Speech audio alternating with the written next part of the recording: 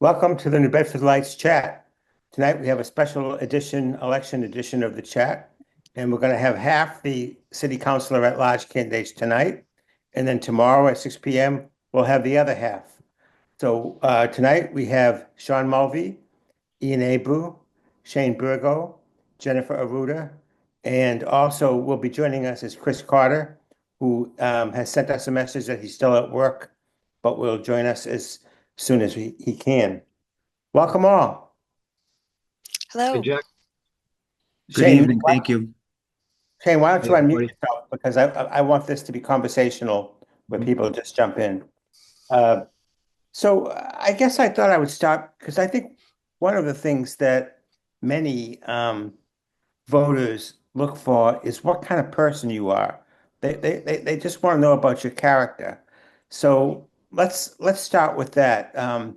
Jenny, why don't you tell us who are you? What's your life been like and career and maybe a little bit why you wanted to do this? Sure. Thank you, Jack. So I came to this area to in 97 to go to school at UMass Dartmouth. And then I fell in love with the New Bedford area and decided to stay here. So I've been living here for about 25 years. I have owned my own business for 18 of those 25 years down in downtown New Bedford. It's called TL6 The Gallery. I am an artist. My degree is in jewelry metalsmithing, and I have a business partner who is also a jeweler. So we make jewelry in our shop and we also sell other local artists' work. I've always had a strong sense of social justice and helping people. Um, and I've always just sort of done that on my own or with different groups, advocacy work, and just helping with different causes and whatnot. And last summer, I'm sure everyone knows that I worked on the no bid campaign, and I just learned a lot about what was going on with that and other things in the city. And I've decided to come and run for city councilor at large. Also, I feel like right now our federal government is a big mess. And so one of the things that we can do to help our community is to join in in our local politics to help in any way that we can make our city better during this time where our entire country is in crisis. Sounds great. It looks like you're in your shop there, or I cooking. I am. This is a piece of equipment here, and I know it looks kind of messy, but this is Oh, a rolling mill, and it looks like the real world we all work in. Like, it makes me feel like I should unblur myself. Let me just see if I can do that. Yeah, I'm just in my house. So, uh, next we'll talk to Ian Abreu. Ian, you may be one of the best known counselors. You topped the ballot the last few times, and have been on the council for 10 years. So we know a little bit about you, but tell us some more about what we don't know. Well, thank you, Jack, and good evening, everybody. Good to see you all here, and Counselor and Mr. Mulvey, Miss Arruda. Good to see you all as well. It's a pleasure to be here. Well, like Jack said, I've been around for now. I can't believe I'm finishing my 10th year, but as I said during our forum the other night that Mr. Mulvey and Mr. Burgo were at, I still feel like I'm one of the new guys. It's weird. I still feel like I have the same vigor and energy as I had when I first ran for this counselor at large seat back in 2015. And I enjoy every moment of it. As those who do serve in the position know, doing the daily casework is certainly a it's a noble and worthwhile task, and I've enjoyed every moment of it. A little bit about me, for those who might be new to the city or who might be just sort of just tuning in for the first time and getting to really get acclimated to New Bedford local politics. You are right. I've been on the council for 10 years. I live in the city of New Bedford. I'm a homeowner in the south end of New Bedford, with my wife and my two children, ages 9 and 5. I do own two small businesses here in the city of New Bedford, albeit somewhat newer compared to, someone like Jenny who's been around for a long time. But two of my businesses, I have a seasonal ice cream shop in the south end of New Bedford called the Surfside Creamery. And 3 years ago, I brought back my grandfather's business. That was a passion project for me after a 22-year hiatus, Silmo Coffee Syrup. So I was happy to do it, and we were able to grow it and get it to a good spot. And now we're looking to continue to expect its ascension as we've had. So I've enjoyed all that. So a little bit about me as well in the council. I've served in leadership. I've served as city council president, first vice president, second vice president. When I was president in 2022, we did a lot of amazing, great work. Shane, you were part of all that. And when we formed the housing committee, which I named chair, Shane is the chair for that year, but it was under my leadership and working together with the mayor and the city council that we passed the historic American Rescue Plan Act package, between the federal government and the county disbursement. It was over $82 million. We were able to reinfuse that money back into this community to help with the economic rebuild from the Okay, so COVID-19 pandemic. I'll So wrap it up a little bit that's a little because bit about me. Well, Jack, you gotta have a timer, man. Let's go. my timer is my internal sense So of that's a little bit about me, and but thank you for the opportunity. okay. And I know you were a Chamber of Commerce guy for a long time too. 11 years, yes, I was the business development director at the chamber for 11 years. Before it even merged with Fall River, we were the New Bedford area chamber back then, and then we became One South Coast. Very good. And Shaun Yes. Mulvey, be careful of Shaun and Shane. Uh, Mm. Shaun, you were a small business owner too? At one time, yes. My trade is mechanical and electrical engineering. And back in the 90s, I say 30 years ago, it's got to be 30 years ago, my daughter's with me and she was just 1 year old. So I did venture into a business, and it was Fons Corner Redemption down in Dartmouth off Fons Corner Road. And that was quite an experience because that's when the bottle bill was starting to really heat up. And there was some big redemption centers down in the city that we had, we were just a little guy trying to start out over there in Fons Corner. And the funny thing is, there's nothing on that road back then, not like it is now. It's actually where we had the business is the breakfast place there, Phoenix. That was the building that we owned, and we started out there. Small business. We did really fine. We had accounts with Walmart, BJ's. I mean, picking up their stuff that they couldn't get rid of, and everything was going great for 5 years. It was a family business, so my father said, "Hey, you want to?" I said, something, I can always get back in the trade, no problem. So if it doesn't work out, so we were in 5 years doing that, and we did well. And then the state came in, and the bottle Coca-Cola and Budweiser, they had their lobbies up there. They didn't want to expand the bottle bill, and they didn't want to bring. They had to come and pick it up. They didn't want to do that no more. So they wanted us to start trucking it. Tell us So, about your work as a tradesman too. I think it Mhm. says electrical designer on your bio. yes. So anyways, that when I got out of that business, I went back into my trade and became electrical designer, and I did that for many years until my retirement. I'm retired. So What exactly is an electrical designer? well, you could be electrical design. It could be manufacturing, or it could be commercial. I was more commercial with transformers. We did a lot of schools. We designed schools and factories and stuff like that. We would put transformers in electric rooms, lighting, outlets, data. We did all that stuff. We did data centers and that type of electrical on that side. Great. And So Shane Burgo, I believe that you are a social worker by trade, work for the Department of Transitional Assistance. And Well, so I'm a program coordinator for the Department of Transitional Assistance. okay. Now, is that a type of social worker or is that something different? It's something different, mainly because I work what's a little depressing is I don't necessarily work with the public anymore. I used to work in one of our local offices in Taunton, but now I work for our central administration out of Boston for our program integrity unit.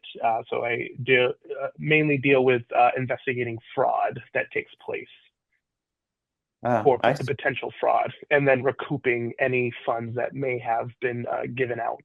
And That I sounds- mainly work calculating overpayments and recoupments. that That'll sounds go back to the state. a little stressful if you find fraud. I hope you don't have to confront the person personally.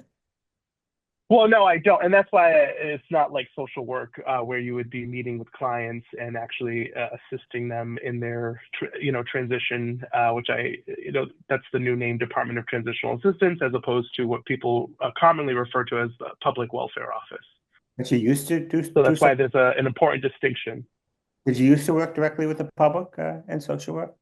Yeah, I was initially, when I first started out with the DTA, the Department of Transitional Assistance, I was a clerk at the front end in the Taunton DTA office. And then I had transitioned to the Boston Central Administration Office for Program Integrity Unit as a program coordinator.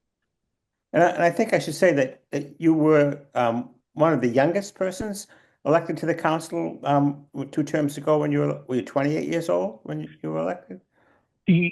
As counselor at large, I would say, but I believe Ryan Pereira was, I think 25 at the time he was elected, if I remember correctly.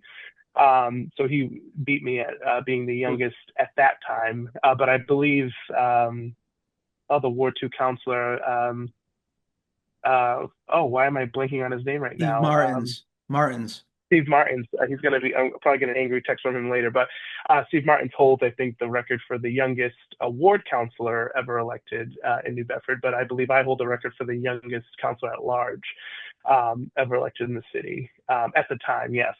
So a lot of people think it's funny I wasted my 20s in elected office, but this is something, I guess, it's the question about telling you more about myself. Running for office has always been, it's one of the superlatives that has been in my yearbook since middle school, actually. I went to Global Learning Charter Public School back when it first started. I was the first 5th grade class there when it began at the Paul Roderick Administration Building on County Street, the old New Bedford High, as most people know it as. And I remember one of our reading assignments was about class president. And I made this big issue about we should have a class president. And so I remember running for class president at the time, and I lost. So if 5th grade Shane could see me now as council president in that fight. But so even at as young as a 5th grader, politics has been in my blood and wanting to really fight for the underdog and for the people. So this is something that has not been a surprise for anybody who has known me, again, since middle school and now. Oftentimes when I go to the Madeira Feast, which most people refer to as a mini class reunion, I'm greeted by classmates that often remark that, this is well-deserved. But, I always kind of push back on that statement. I know it's well-meaning, but to me, I don't think anyone deserves to hold public office. It's something that I fight for every year. And sorry, go ahead. I was just going to say, I want to go on to the issues because we're almost at 15:15 already. And okay. Can you tell, Jack, can you tell we're filibustering? Yeah, I think some of the more long-standing people who have been in office sometimes can filibuster. I was going to say, most people know who I am anyway. Filibuster myself. Shane Burgo. If you don't know me, shaneburgo.com. Feel free to reach out. Let's keep the advertising to a minimum if we can. So first, keep our answers as brief as we can, and we'll cover more ground. So the first thing I want to talk a little bit about is this is news that broke last week. The state attorney general found that the New Bedford City Council had violated the open meeting law. I think that's a little distressing to people who are, hoping for a transparent, local city government. They don't want the same things to happen locally that sometimes happen at the state or national level. So, that violation of the open meeting law had to do with Councilor Morad, I believe, who's not running for re-election, sending out a group email to all the counselors trying to coordinate activity on the longevity pay. I don't want to discuss the longevity pay, but I want to discuss, is that kind of a group email violation of open meeting law, a common occurrence in the council? Let's start with you, Ian. Yeah, I mean, by the letter of the law, even an email, if it's more than five, which means six, which would be a quorum of the body of the whole, would be technically an open meeting law violation. So, I mean, I'll speak for myself. When I was city council president, and I don't believe Shane has either, but he can speak for himself. But when I was city council president, I know I wasn't in the practice of doing texts of six or more counselors together. That's not something that I really wanted to do. Even though I wasn't 100% sure of the law really at the time, but it was still something that I wanted to always try to err on the side of caution. I would always try to do them in smaller groups, or I would call the counselor individually if I had a question or concern. But the way that the office has it set up now is wonderful. And it's the way it should have been all along, even when I was president, even in the The way it's past. set up now is wonderful. We just had a violation of the Wait open a meeting. minute. No, no, no. Hold on. This is a while ago. The way it's set up now under Clerk Dennis Farias. Now what happens is the office, the way they're doing it now, and Shane can speak to it. He's the president this year, but the way the office does it now is if a counselor wants to submit a motion for co-sponsors, they go through the office and the office emails the body. So there's no more of counselors emailing 10 others to make it 11 and make it a group. So the way and the practices that the office, the ladies in the office and Clerk Farias have it now is the correct way, and it's the way it should be. And it's been that way, Shane, I would say since beginning of the year, I would say at least, right? Well, so what Well, happened with this email, which was last December, I think, that it was sent? Yeah, that's correct. What happened? I don't remember the exact date. I mean, you'd have to ask the individual who sent the email, Jack. I didn't send it. I mean, I So didn't reply to it's the. not a I didn't common. reply. Well, hold on. I didn't reply to the email, so I wasn't engaged in that email, and I didn't reply to it. And So I guess what I'm trying to get at is, has it been a common practice or not? I don't really believe it's been. I mean, I guess in the past you would send off an email to the clerk or the entire body. You could send off an email like, "Hey, colleagues, this event's coming up," or whatever. But it's not something that really should have been or was really a common practice, to my understanding. I know, like, usually most communications are done, like with me anyway, would be over the phone, right? Like you'd call a counselor or maybe you would text them. I would never do an 11 in a text. That's not something I would ever do, and I've never done that. Um, but yeah, I mean, the Attorney General made her ruling through her team, and it is Okay. what it is, and there's So, been procedures put in place by the clerk's office to make sure that that never happens again. so the reason for this law is so that you'll do your business in public, in front of the cameras, in front of the public that wants to come. Jenny, did you hear about this violation, and do you have any thoughts about it? Jack, I'm sorry. I don't know if will I have an opportunity I'll to get speak on to this Shane. before we move on? Okay, I just wanted to make sure And because I know I we want jumped to around very quickly. There's I a want lot to that I need to clarify here before you I jump want to to alternate another subject. incumbents That's fine. I just calendar. wanted before because I know I the think last subject the I was the incumbents last have one to speak and I got cut short. So I just wanted to make sure that I get an I think you opportunity. spoke longer than anybody else. But Shane can go Okay, well I ahead just and wanted to make talk sure. since he. No, Shane, Jenny, I'm okay with no, you please go going. ahead of me. No, Oh, I want you to go. I just wanted to make sure that we didn't jump to, I know we're limited on time. I just wanted to make sure I had an opportunity to clarify some things. I'll Go always ahead, give Jenny. everybody an opportunity to speak on every issue. Jenny. Thank you. yes, I have. I did know that this happened. I've read different articles about it. Uh, I hope, as Counselor Abreu is saying that, now there are plans in place. So if this happened last December, that wasn't this calendar year. And now they've done something where there's plans in place to fix the problem or at least make it more difficult to have that problem happen again. So I'm happy about that. I definitely believe in transparency, and I believe the general public has a need to know what's going on. Okay. Shane, go ahead.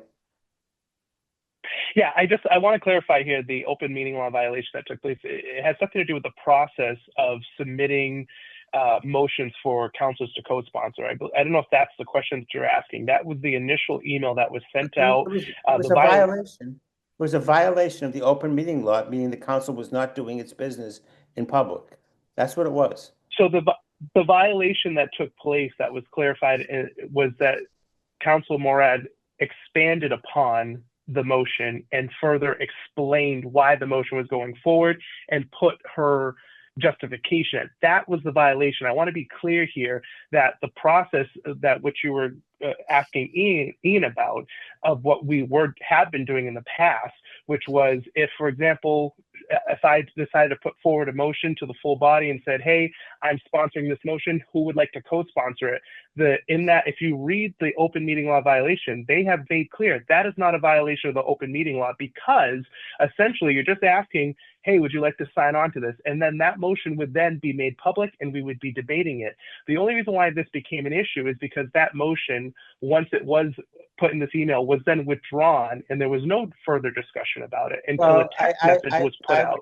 I would disagree a little bit with the way you're I'm sure you would. that, because Yeah. I think in the email that the Attorney General cited, that there was some description of the issue of longevity pay and how it had gotten public and what you could do about it afterwards. And that, as I understand the open meeting law, is business that is supposed to take place in public at a council meeting. So that's what I just explained to you, Jack, was that it wasn't the practice that the council was doing of putting forward motions for people to co-sponsor, which is what you're asking of, what are you guys doing differently? It was just the fact that the maker of the motion put in that explanation a further description, which is not typically what we do.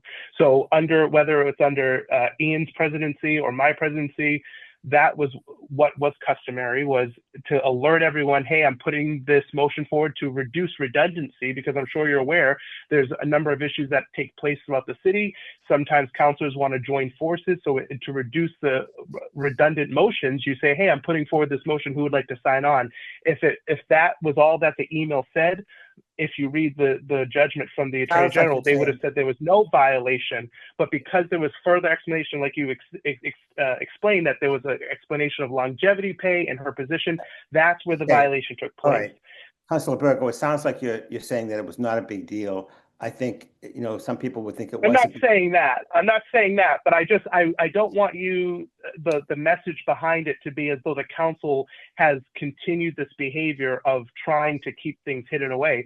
We are very transparent. This is just one hiccup that has occurred in a long history of being very transparent. And even after this has taken place.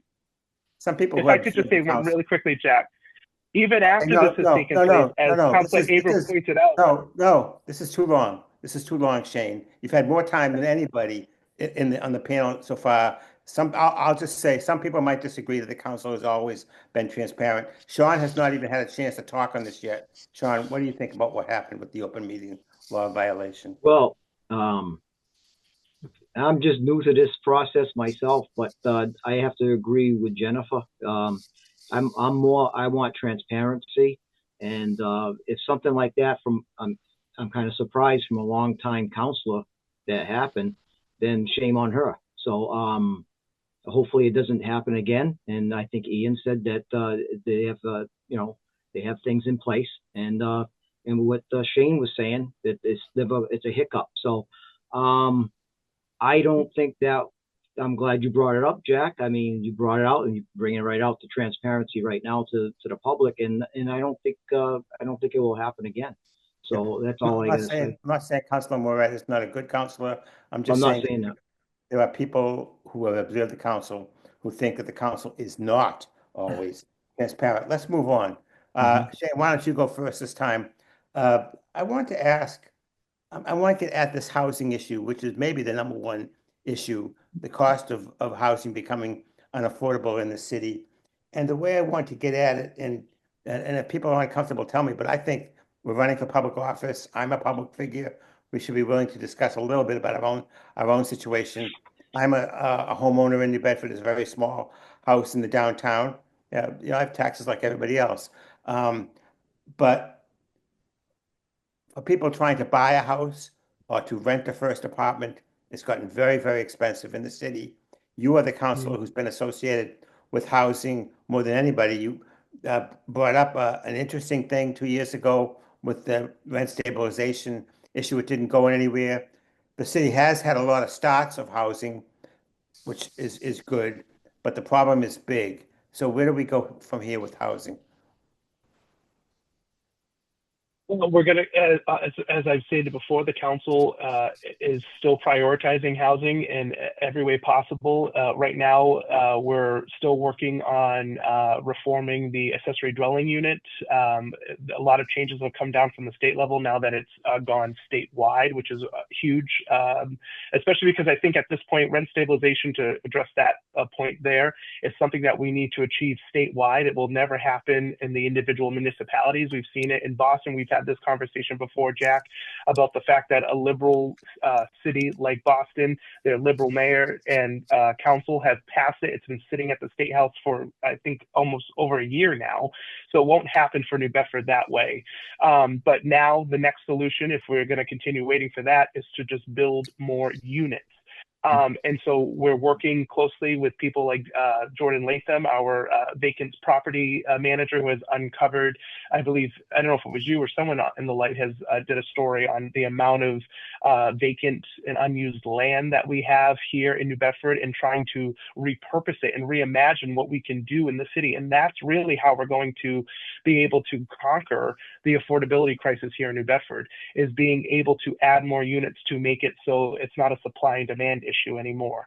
But obviously all of that takes time, taking away the red tape. You'll hear from us oftentimes, and helping out our inspectional service officer, trying to put the investments in there for our inspectors as well. Because the other issue is, even as we're building more units, we're seeing fires happen because the building owners are not doing the inspections that they need for fire safety. So then the units that we currently have, we're not preserving them. So we might build 100 units and then we lose 50 units. So there's a number of different tasks that we have before us with zoning reforms, parking requirements.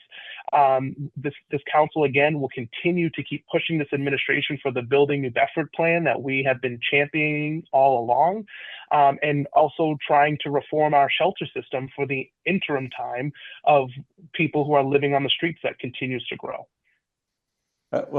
I guess my question would be, how do we get the, we've had like a few hundred units a year built, and my understanding is that we need as many as 4,000 units. How do we get up to scale? If not more.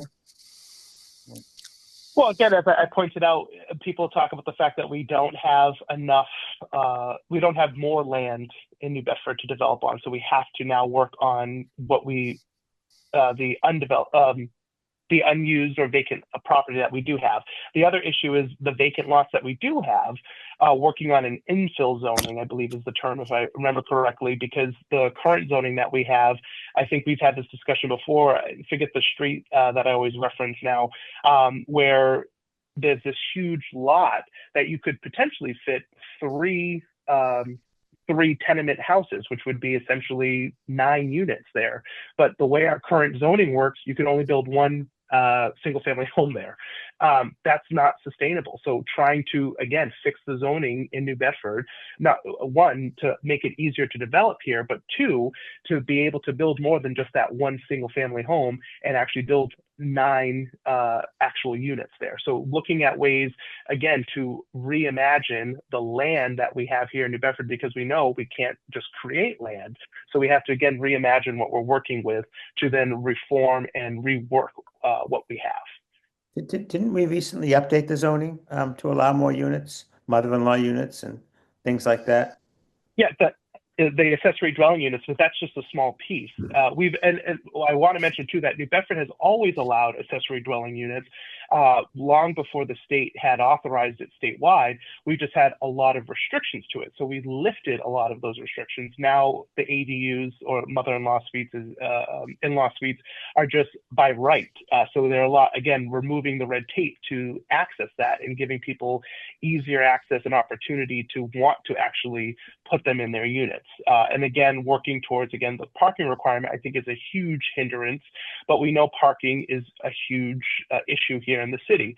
But as we're hoping to become more reliant on public transportation, we're hoping that will also come down. But again, all of these solutions that we point to take time, but meanwhile, people are continuing to suffer on the street, which is why, as I mentioned earlier, we need to look at reforming our shelter system in the meantime as well.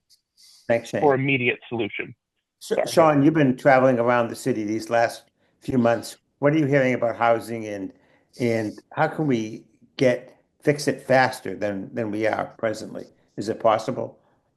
Well, just what Shane was saying about the red tape and stuff like that, and you know, you have all these empty schools and fire stations and stuff like that. That's taken forever for developers to do, and I don't know all of the specific information on it, but it's probably locked into committee or something like that. That they're not you know, getting the permits out quick enough or anything like that. But it's like what they were saying, it's a supply and demand problem. You know, the demand is very high, the supply is low. I mean, it's capitalism 101. You gotta get the, you know, the supply up, and then the demand starts petering off. Then there's competition for rentals, that the prices will come down. So right now, what is 100,000 people living in the city of New Bedford? I think there's more than that. And that's what the problem is. And you got more people coming into the city that are looking for places to live, and you're battling out with other people, you know, with other people that are looking for rents. I know I got two girls still living at home. Yeah, they can't find a place affordable. So it's an ongoing problem. You're a homeowner. Do you think that the crisis is not as acute for homeowners who already safely in, as it is for young people trying to come up and either get that first apartment or buy that first home? Wow, just speaking personally, I'm lucky. I got the house. I tell you, if I was looking for a house, I wouldn't be able to afford it right now. So I'm lucky I bought my house 30 something years ago, all right, at a reasonable rate. But I mean, well, the rate was high, but you buy the house, not the rate. If the rate's high but the house is reasonable, you buy the house and then you wait for the rate to come down. Although the rate is coming down now, but housing right now is like, again, supply and demand. I mean, like I was just telling you earlier, I've been getting things in the mail, 3-4 things in the mail. They want to buy my house. But where am I going to go? I'm not going to go anywhere. I'm better off staying here. All right. I got my mortgage. I got a low rate now, and I'm locked in. I'm happy. But if you were someone like starting out like my girls, they're in their 30s. My oldest is 30 and my other one's 27. You know, they're still home, and they beat themselves up over it. Don't beat yourself up over it. Just stay calm. Things will change. The economy will change. Everything changes. So it's going to take time. It's going to take time for everything to just kind of work in. And I think we should start getting these schools and all these empty buildings from the city online and get them some taxes back in the. That seems to be slow. I think the average homeowner is purchased in the late 30s now. It used to be the late 20s. Councilor Abreu, how can we speed this up? Well, there's so much to go over, but I'll be quick because I know you're giving us the quick hook. I think some of the points were already mentioned. I had said this during you're laughing. I said this during our candidates forum last week with Buddy Andrade. You know, you have an issue with red tape. You have an issue with bureaucracy at City Hall. A lot of developers, and I'm not going to name their names, they can name themselves, but I know for a fact they will not develop or build housing or developments in New Bedford because of the bog down and the slowness that happens in City Hall going from here to there, A to B to Z. You know how many times as a counselor, and I'm not going to speak for other counselors, we get calls on the daily. Hey, This permit's been taken 2.5 months. Can you give a call, see what's going on? It's sitting on a desk. We got to expedite it. That's a lot of bureaucracy that we're trying to get through here, and that's very difficult. I think Sean brought up an interesting point, and he's absolutely correct. And we've been doing that as a city council. We've been putting out these old schools for RFPs for development. But here's an instance right here that just really frustrates me, and I'm sure Shane knows about this too. About a month and a half ago, we put out an RFP, a request for proposal, for the old Fire Station 11 in the South End. Okay, on Brock Ave. Sean, you know where that is. You live down here. I'm sure Jenny, you know where it is as well. On Brock Ave, we had a wonderful developer, Christian Silvera, okay, for South Coast and Associates.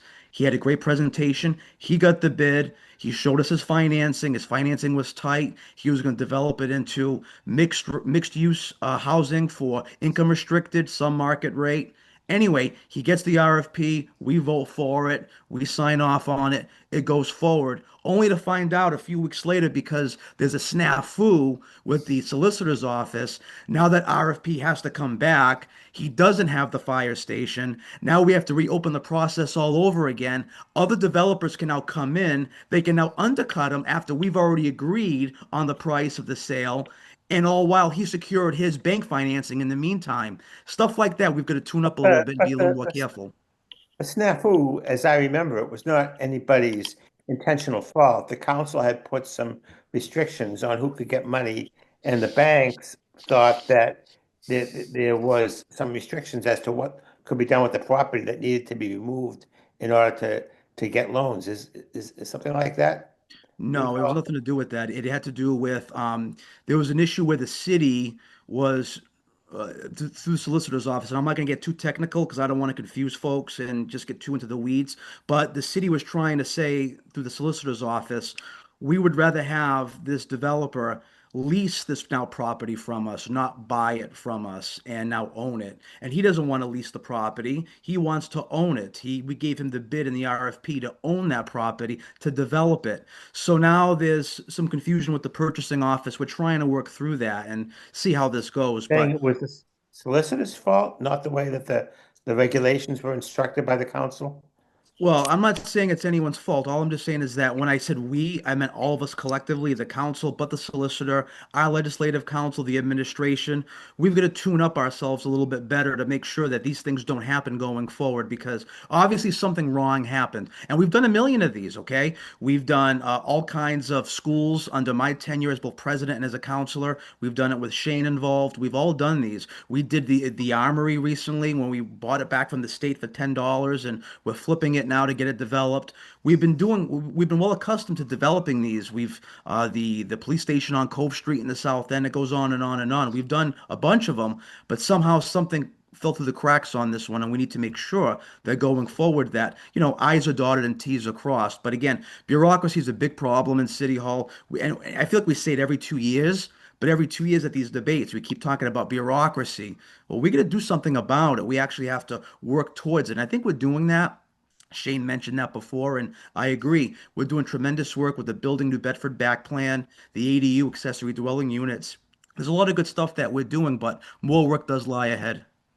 Jenny, are you satisfied that we're going fast enough in addressing the housing crisis, or do you think there are other things that could be done to get more affordable units more quickly?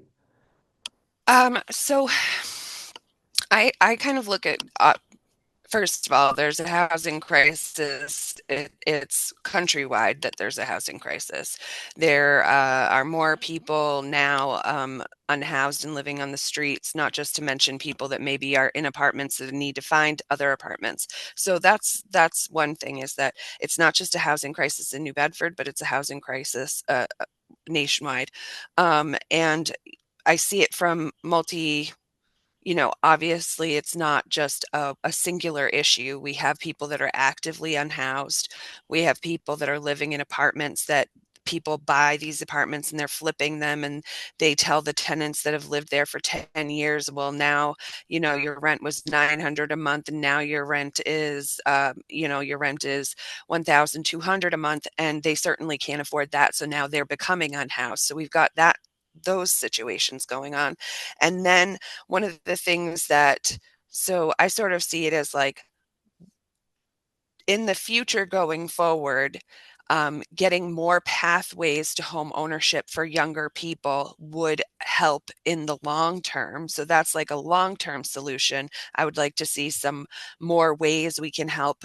Like Shaun was saying, that his daughters are still living at home, and they feel, like, oh, we're in our 30s, late 20s. Why are we still living home? We need to find more programs that can help younger people actually buy homes, because home ownership gives you an anchor to where you are, and it solves problems like gentrification, where people are owning their own homes so they're not constantly having to move. So that's a long-term solution. But in the short-term solution, we really do have to work on helping the unhoused folks that live in New Bedford. And when I call the population unhoused folks, I usually say unhoused residents of New Bedford. And the reason that I use those words are because a lot of people don't believe that if they're living out of doors and they don't have a traditional home, that they don't belong in New Bedford. So some of the solution that people have put forward is, why don't we sort of collect those people and move them along? And that's not a viable solution either.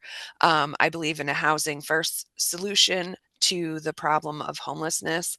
And in order to do that, we would need more shelters. We would need better infrastructure for those shelters. I'd really like to see a secular shelter, because the Interfaith Council and all of the religious folks that are in the city, they're working really hard, but they can't be the only solution. We also need to look at the types of people that are homeless right now, and what services they may need, so that we can make sure, for example, we need some LGBTQIA plus shelter beds that are safe for people that are in that vulnerable population that might not feel comfortable staying at, say, like a Sister Rose house, which is connected with a church. They need to be someplace a little bit more safe. I think that, we definitely need more. I mean, Shane and I have talked about this before. I feel very strongly that we need to up our game in taking care of our unhoused folks that live in New Bedford via making shelters safe places and working on what's called a housing first solution. There's a housing first model, and then there's a transit, and then there's a so there's housing first, and that means that you get someone into a safe shelter, and then you work on issues they might need work on. And oh, go ahead. Sorry. I apologize if people think I'm giving the hook quickly. We're 40 minutes in now, and it's been a good discussion on both topics we've had so far, but it'll be hard to cover many. We don't really have a time limit like some candidates might have. And I'm not, it's not that I don't find what people are saying is interesting, or I'm trying to give them the hook. It's that I want to cover a few things. But I do have a question that just came in on the chat from one viewer, and he asks, and I wonder if we could just have this a brief yes or no, and then one sentence afterwards. Do you or do you not support rent stabilization? Shane, you're the one who's most associated with this, so why don't you start? Yes. Because I think I've already covered that very extensively. I support rent stabilization. I just think that in order to achieve it in the city of New Bedford, it needs to be something that's overturned statewide. okay, Shaun? Me? Yeah, I don't agree. I'm not for rent stabilization. I'm a capitalist. Supply and demand is where it is. You start doing that, you're not going to have anybody coming in the city that wants to develop and to own a 3-family or something like that. Because I used to own 3 families, and I know what goes into it. I was forever repairing 3 families, so I had my own skin in the game all the time. All right, and I was not a bad landlord. All right, I made apartments looking great, so I'm not for that. Okay, Ian? No, it's in my opinion, and on the studies and evidence that I've looked at, it's known to be a jobs and development killer. So no, I do not support rent stabilization or rent control at this time. Okay. Ian, Rent Jay. control is what he described, just to be clear.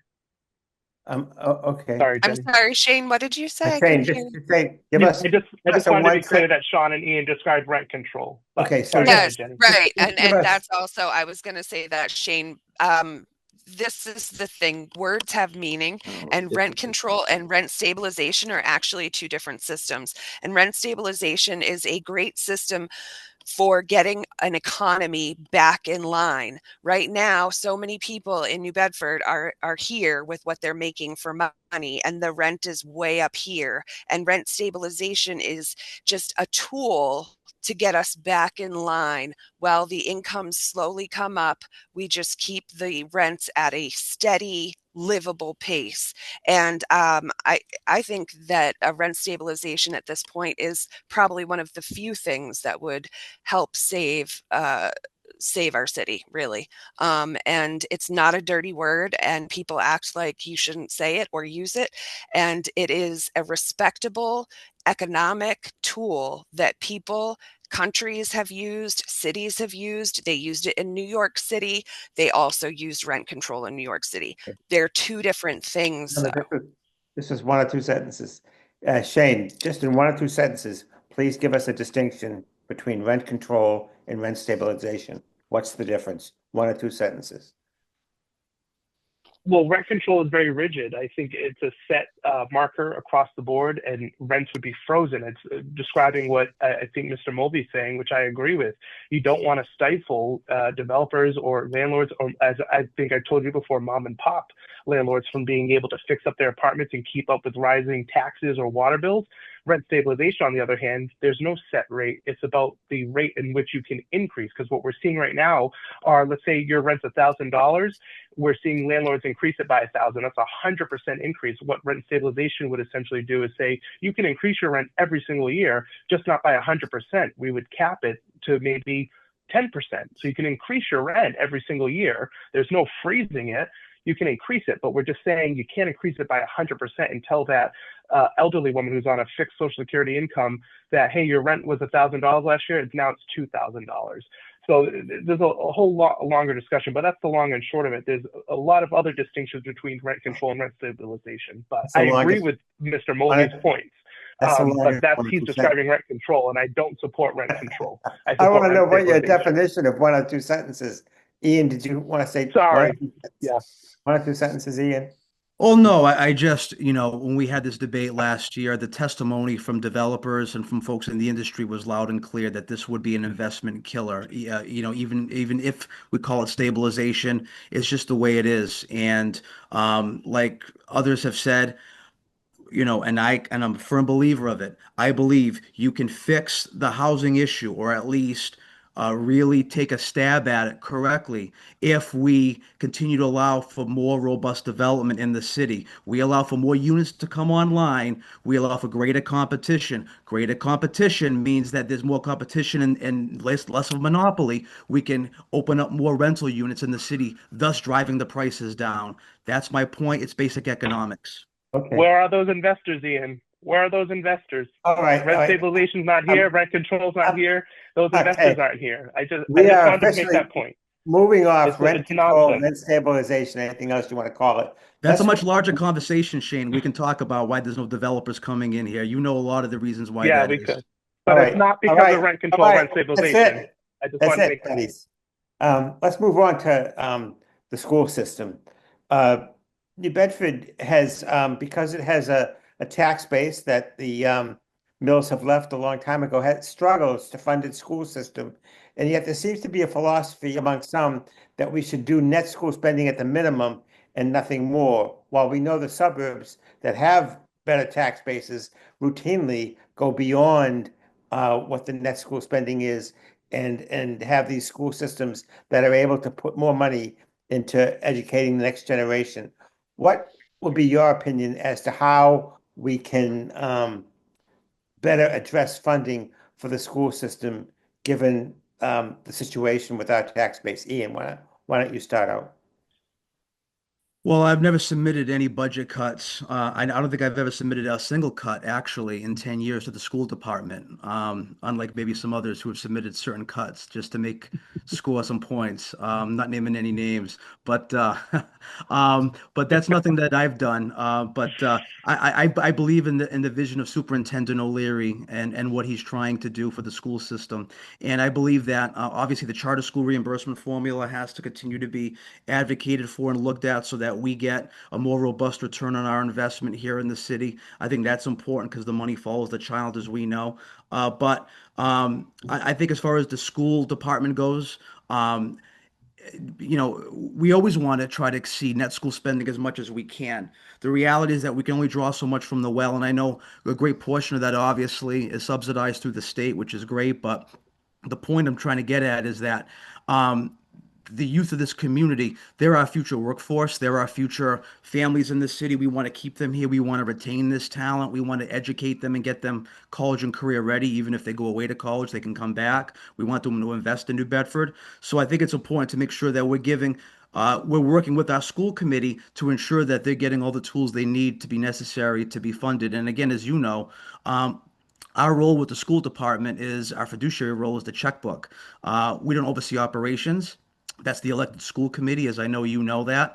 So, in the weeds of different positions and who goes where and how things are placed by the superintendent, that's up to the mayor, who's the chairman ex officio, and the elected school committee. Our fiduciary role is A financial. lot of city councilors have been known to complain about the fat in the school department, specifically the administration. I don't know whether that's true or not, but that's the complaint that gets made. I would like to ask, uh, do you think that the state's formula for dividing the local aid for the school systems between the suburbs and the cities is fair, or does our delegation need to do something about it? Let's go to Jenny next, um, about the school aid. Is funding the schools at the minimum net school funding sufficient to you? No, I don't think it's sufficient. I have to say that I'm educating myself on this topic right now. I have learned that a lot of the budget can also come from the state, and doing work that way. So that would be something I would definitely be looking into. I have a 14-year-old son who has been in both. He started out in the New Bedford public school system. I homeschooled him during the pandemic, so I've seen that side of things. And then he went to the Global Charter Learning School, which was wonderful. He did really well there, and he's now at Voc Tech. So I am very pro funding the schools. Right now, I think that the best thing I can do is educate myself from all different points of view. So I've been talking to teachers, and I've been talking to people that work in schools, and I've also, I've talked to Shane and some other organizations. I know some people from the Save Our Schools group. So right now, I really feel like I'm trying to educate myself better so that when I get elected, I can come up with some more creative ideas, or maybe work harder at going towards the state and saying, hey, we need and deserve more money for our schools from the state. Shane, what about net school spending? Is that the minimum? Is that the right place to be as far as funding our school system? Is it possible to go further? It is very possible to exceed net school spending. It's something that I would love for us to do. I just don't understand why we would need to, mainly because one of the biggest fights and the reasons why I supported a cut to our school funding this year, and then obviously subsequently restored that funding, was to send a message that right now the investments that are being made in our school are way too top heavy. And I just am shocked to hear my colleague mention that they believe in the superintendent's vision, because if they did believe in the superintendent's vision, they would have supported the school committee's voted adopted budget, because what the mayor submitted this year was, I believe, a $5 million cut to net school spending. At least that's what the superintendent presented to us at our budget hearing. Obviously, I voted to cut beyond that because there was a disagreement on what our students were actually receiving in resources. I believe there's too much money being spent on curriculum management at the top that are non-union members that are making $130,000 a year, when that money would be better suited for our educators, our paraprofessionals. So I'm getting frustrated when people attack me as someone who doesn't support education or net school spending. I do support all those things. I took this approach to wake up the administration, the school administration and the school committee, to let them know that year after year, and I think my colleague was referencing my $1 cut to the school department 2 years ago, to send them the initial message that we're tired of seeing cuts, for example, to Pulaski School. If we want to talk specific numbers, where they had a $1 million, somewhere, or 900,000, I rounded it up, but somewhere around $1 million cut at Pulaski School, which we know Pulaski School helps one of our most vulnerable student population. They had a huge reduction, but then our Paul Roderick administration had $1 million increase. So when I'm speaking with our families and they're telling us that their classroom sizes are increasing, that they're losing paraprofessional staffing, that their co-teacher models are suffering, and teachers are quitting left and right, the only recourse I seem to have to be able to get a meeting and to have these conversations are to make those cuts. But again, at the end of the day, we did restore our net school spending, and I do believe in your ultimate question of exceeding net school spending. But what are we doing with that money once we do authorize that net school spending? That's the real question we need to ask. How would we have exceeded net school spending if your cuts had been approved? But we restored it. We ended up restoring that funding at a council meeting. A supplemental appropriation was submitted, and we restored over I forget the final appropriation. I don't have the number off the top of my head, but we restored funding back to the school. And I think That was at the mayor's proposal to restore the money, right? Correct. We cut 1.7 million, Jack. And so the number was almost $3 million. What's higher, 3 million or 1.7? So obviously the mayor had to restore some of what he cut and what we cut to get us to meet net school spending this year. And so what I'm saying to you is that I would like us to exceed net school spending, but at this point we're meeting net school spending. And what I would like to see in future budgets is that investment in the direct classrooms with our educators, with our paraprofessionals, and with our students. Okay. And the narrative that's out there that the council, and myself included, are cutting from our schools because we want to defund our schools and not help our students, that is bogus. Sean, what do you think? Are we funding our schools at the appropriate level? Is net school spending the place to be, or should it be more? Well, I'm new to this, all right, and I've been doing some research and stuff like that. I mean, net school spending has been cut for the last 8 times since 2010 to 2020 or something like that. It's been never fully funded. And I have to agree with Shane. I think that there's a lot of fat at the top. I mean, it's like anything else. I mean, you got revenue coming in, you got expenditures going out. I mean, they gotta lean up a little bit and then take that money and bring it down to the to match this net school spending that we should be at. Now, I'm just starting to learn this, but the budget is what? It's 60% is the school budget, correct? And whatever you can't, if you're not meeting the school's net spending, it comes out of the other part of the budget, correct? That you have to meet up with. The school budget is the biggest part in every community. Right, but the other part of the budget, we have to match it, or not match it, but for the shortfall, we have to bring it back up, right? Is that how that works? Well, I'm just starting to learn how all about this stuff. You get penalized by DESE. They penalize you. Yeah. I think the question you're asking is when we get our reimbursement from the state, we have to meet a certain requirement in order to get those reimbursements. Right. So let me ask you something. Haven't always been. That's just for viewers may not understand the discussion. And Shane or Ian can correct me if I don't categorize this completely, but net school spending is the amount of minimum spending that the state requires you to spend in order to get the state supplement at its full level. That's correct. Yeah. Okay.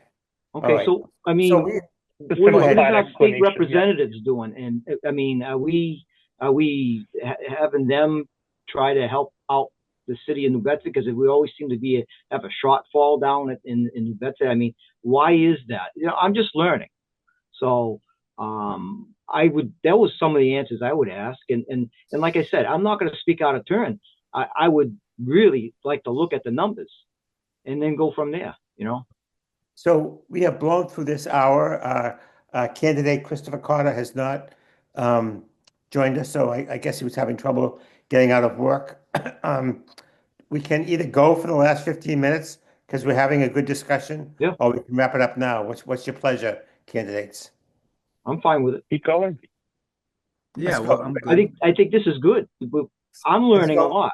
I'm Okay, learning a let's go. lot from the two counselors. So Let's go for 15 more minutes. So my next question is about, we hear continually that, the council needs to make big cuts. It has made big cuts and property taxes are too high.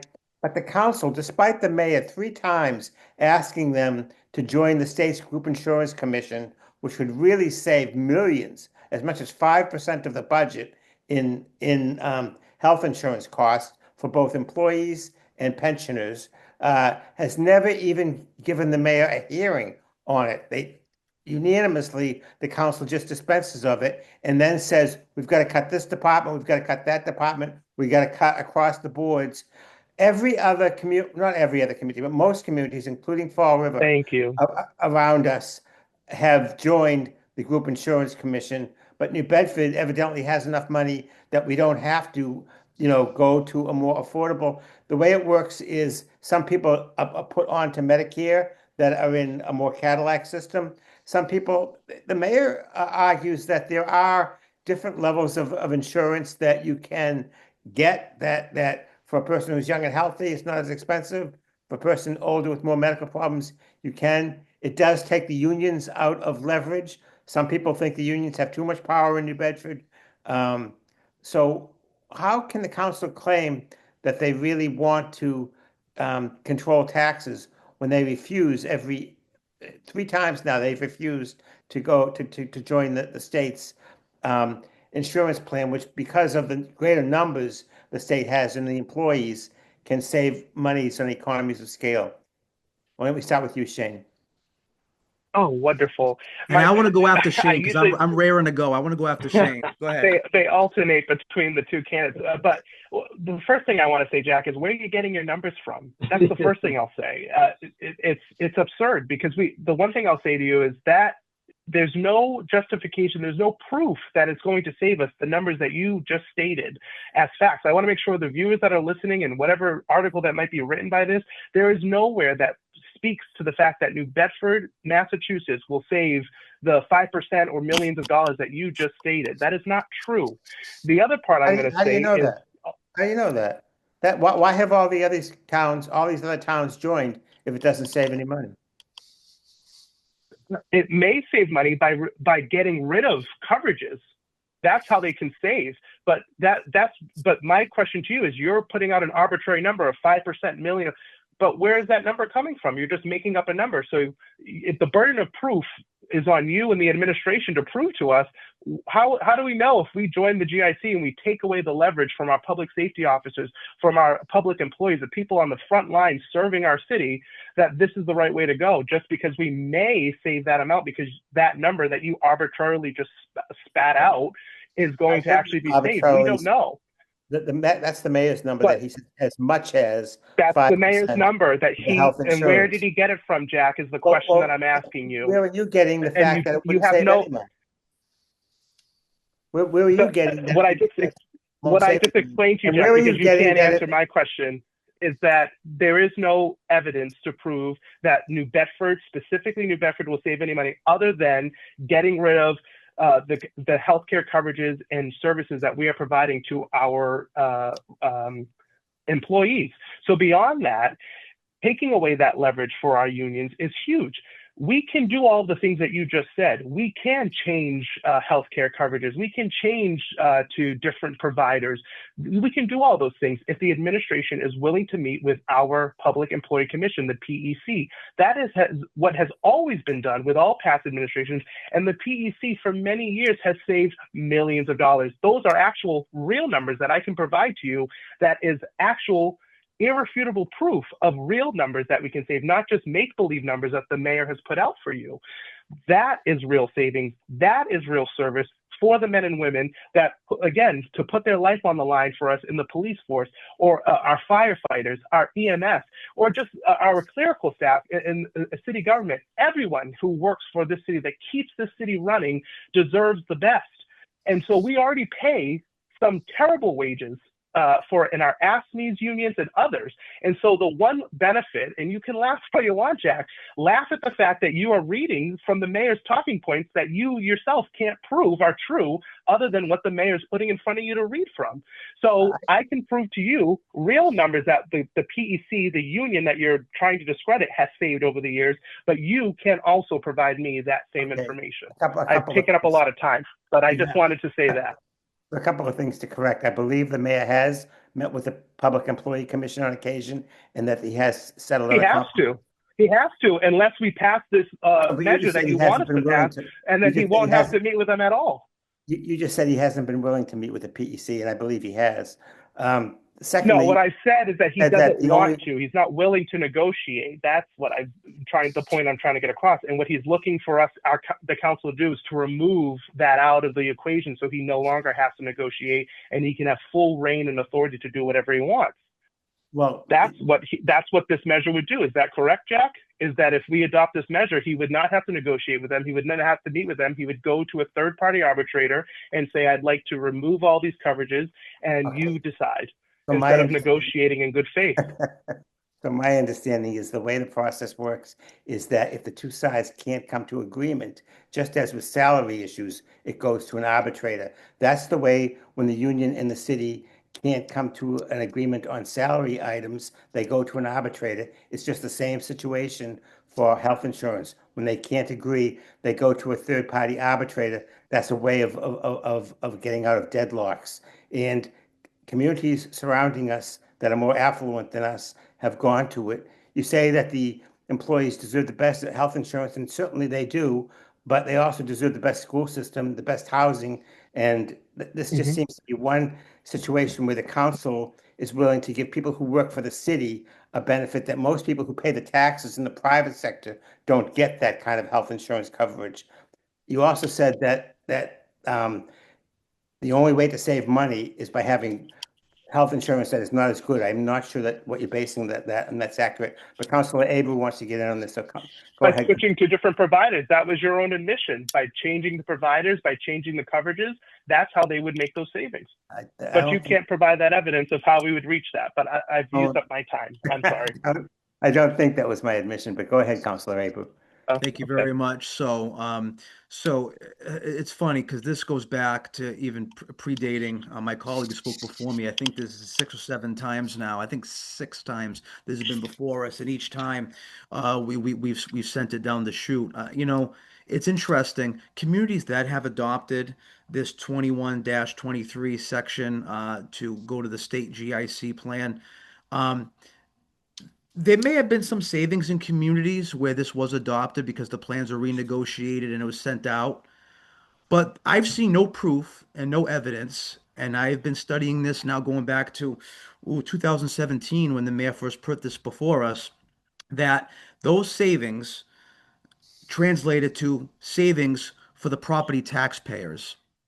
There might be savings into the general fund, but as you know and I know, savings in the general fund just means the administration or chief executive of that city or town can just transfer back and forth to use for his or her Tinker Toys, for their initiatives, their boondoggles. That's exactly what can happen. So to say that savings might be translated down to the property taxpayers, I'm not exactly sure that that's going to happen. That might be a farce. I'm not saying it wouldn't, but I'm not saying it would. A lot that was said before me is definitely correct with, the counselor and I are definitely, I think all of us, I think all 11 of us are pretty much in lockstep on this issue. We talk about the frontline workers, right? The police officer, the firefighter, the EMS worker, and those who are currently online right now, they can work details. They can have a decent living, okay? They can do well. I'm not even really thinking of talking about them. What I'm thinking about when I discuss these issues are the retirees on fixed incomes, the paraprofessional, the cafeteria worker, right? They're the ones who aren't getting paid great wages, or they're on a pension on a fixed income, and we're going to claw back their benefits just because we may save a buck, but there's no proof or evidence that it goes back to that property taxpayer. That's why I have issues with 21 and 23. I've had issues with it for a long time. There's no proof or evidence. We've been saying this for years. I've been saying it on the floor of the council to the administration. When you put this before us, I want to see all these cities and towns that we talk about, the Attleboroughs, the Fall Rivers, the Brocktons. Show me where the property tax rate, the tax rate has been lessened and lowered in these communities. I haven't seen it. That's an honest to God assessment, and I'm still waiting for that. I'm just saying that these communities have all joined the plan and New Bedford has not. These communities are of similar demographics. We don't know, it's worth looking at, but the council has dismissed it without even wanting to discuss it. It just seems that, you know, essentially what the council is saying is the best Cadillac health plan for city employees is worth the rest of the taxpayers paying the higher taxes. It's worth it. That's Well, the way it seems to me. Maybe I'm wrong. just I one want to last get point. Can I You just have are. 10 more seconds, Jack? I just want to say 10 more seconds of something.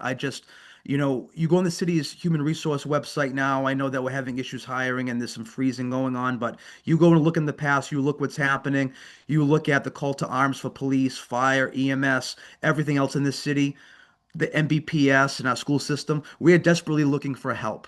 We need to fill our coffers with good workforce, people who are engaged, who are educated, who want to work, who have a good attitude. And cheapening their benefits package is not a way to attract and retain good talent. That's the way I feel about it. Okay, so I'm getting some comments that the incumbents are dominating this discussion. So let me go to Sean. Should we be considering the state's insurance plan to lower the health insurance costs, or is that just the Well, mayor, I mean, mayor that, moving around funny numbers? well, like anything else, I'm a first time candidate, so I don't know all the specifics of what's going on. But like I said, I would sit down and with the counselors, all 10 of them, and we put our heads together. This what's best for the city employees. So I mean, I can't really elaborate any more on that. Okay. Um, Jenny, what's your take on the mayor keeps putting forth this? Keep in mind that the state legislature passed this in 2011, I believe, as an attempt to control healthcare costs in the 351 municipalities across the town. So the state legislature, in its wisdom, said this is a way to help the communities that are struggling with healthcare costs to join the state system. And the New Bedford Council has never considered it, Jenny. I just want to ask a question of clarification because I want to make sure that I'm understanding. So when you say state insurance, are Group you insurance. talking Group what insurance. The Group Insurance Commission. It's a state agency. the it's a state agency? Okay. Um, so one thing for sure is I'm pro health insurance for everybody across the board and the best of quality of care of everyone before we get in anywhere else is that I do believe that people deserve quality health care and quality health insurance.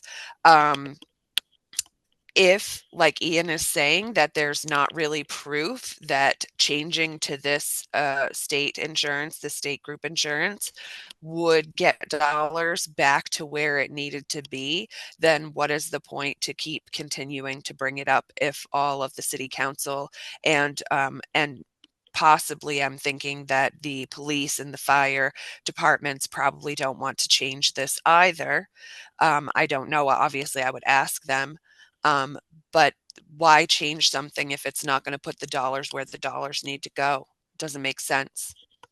Well, it's a question, is it worth the higher taxes? And it's a perfectly legitimate thing to say it is worth the higher taxes.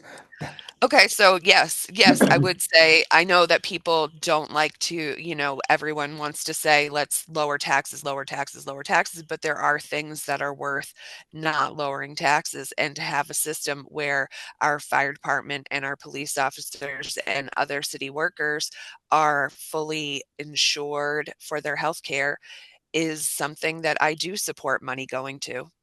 Even if people who are working in the private sector at far less lucrative jobs than the government jobs have health insurance that isn't as good, they have to pay for the government employees' insurance. I mean, that is a tough question. It's obviously a moral question, so I don't think I can answer it off the cuff. I think that whenever you're put to a question that is more nuanced, that you really have to sit down and look at it. So at this point, what I will say is that I am a strong believer in healthcare for everyone. And I'm a strong believer that we should definitely take care of our first responders, making sure that their health care is good. I would have to sit down and look at the dollars and the cents of it and where it really belongs and how it makes sense. Overall, in our country, I don't think that we nowhere in our country are we all getting health care that we should be. Absolutely. I think we can all agree on that. Yeah. All right. This has been a great spirited discussion. I've really enjoyed it. I know it has gotten a little bit heated at times, but I think that that's what political debate gets to be. You're all great for taking part. I would like to remind our viewers that this candidates forum will go up after Tuesday night when the second one airs, so we can put them both up together and not advantage anybody one way or the other. Tomorrow, we'll have the remaining four candidates, James Roy, Scott Lima, Naomi Carney, and Devin Burns. Just a reminder that if you're wondering where Councilor Brian Gomes and candidates Ian Saunders and Carlos Mayato were, they were all invited to take part multiple times. Thank you all. American democracy, as they say, it's the worst system of all systems, but better than every other system. And democracy in Well, it general. depends on how way you look at it, but okay. Thank you again. This has been Jack Spillane with the New Bedford Light Chat. Good night. Thank you. Thank you. Good night.